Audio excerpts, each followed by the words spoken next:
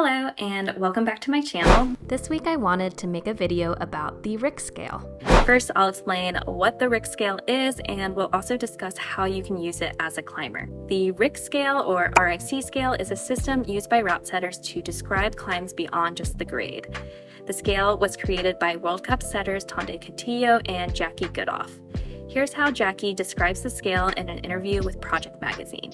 Together with some friends, I have developed a route setter way to grade the boulder or a route instead of the basic grade that is useless in competition. We came up with a new idea of the RIC scale that is in fact 3 different dimensions: risk, complexity, and intensity. So RIC stands for risk, intensity, and complexity.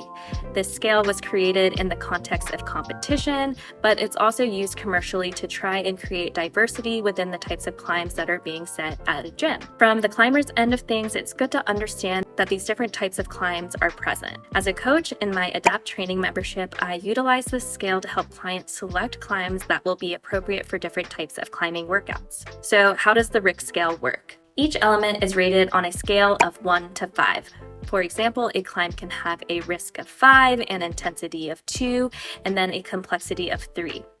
It's important to note that these ratings are relative to the target climber. So if there's a boulder graded V3, we're talking about if a V3 climber was on this boulder. As a note, for my clients in the Adapt training membership, I simplify the scale to being just 1 to 3. I don't want clients getting too caught up in the exact numbers, worrying if it's a 2 or a 3 or a 3 or a 4. For our purposes, 1 is low, 2 is medium or mid-range, and 3 is high. Now let's talk through each individual component, starting with risk. The purpose of RIC is to test mental commitment and learning. This is not necessarily saying that something is dangerous or a risk to your safety. It's more like, how committing is this move, or how likely is this move to make you fall? For example, if we're using that scale of 1 to 3, a 1, again being the low score, would be a climb or move that you're feeling fully in control of.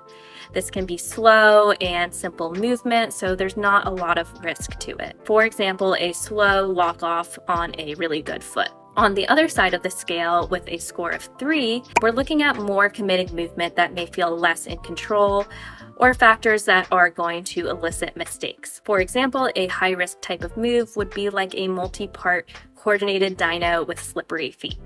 For this move, there's a factor of learning with the coordination, and then the slippery feet are adding that potential for mistakes. So maybe you know exactly what to do, but then your foot just slips. What the risk factor is falling through lack of commitment, not understanding the movement enough, or those factors that are going to increase the chance of making some sort of mistake, like a no-tech slippery foot.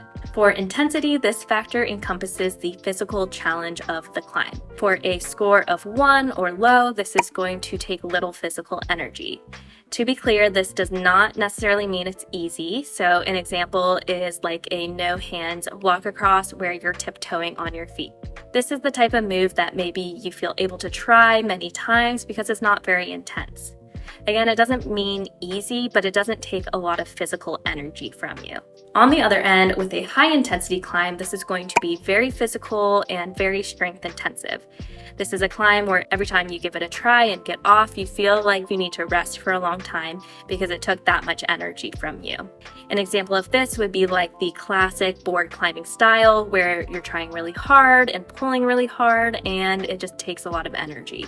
Then the last factor of complexity is going to test your route reading ability, your creativity, how well you're working through the moves, and it's also testing your ability to learn. For this factor, if it's a low complexity, it'll be a simple to read climb, it'll seem pretty straightforward, and not a lot of coordination involved. An example would be like a ladder where you go right, left, right, left, right, left. Again, low complexity doesn't necessarily mean it's easy. There could be a low complexity climb with a very high intensity, but it's not necessarily challenging your route reading ability, or you don't have to find a creative solution to it. It's just straightforward and simple. On the other end of the spectrum, with a high complexity score, we're looking at potential for tricky sequences. This means that the sequence is not obvious and it's going to encourage some exploration. You may end up trying a number of different things, and it can be very beta intensive. Let's take, for example, a climb that has high complexity. You're trying and trying and trying, and you can't figure it out, and then someone comes up and they tell you the beta. You try that beta and you do it immediately, and then you're able to execute it every single time.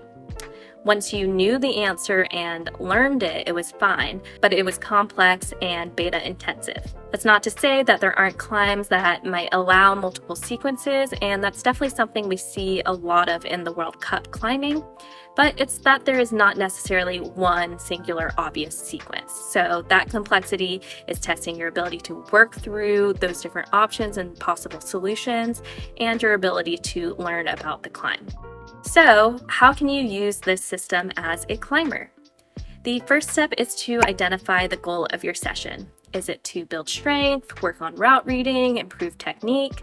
This will help guide what kind of climb you're looking for. If your priority is to build strength on the wall, looking for a high intensity but likely low risk and low complexity climb is a good place to start. If you want to test your decision-making ability and commitment skills, seeking out a higher risk climb is helpful. If you want to work on your creativity and route reading, looking for a high complexity and hard to read climb should do the trick. Let me know if you have any questions in the comments, and thank you so much for watching. I will see you next week.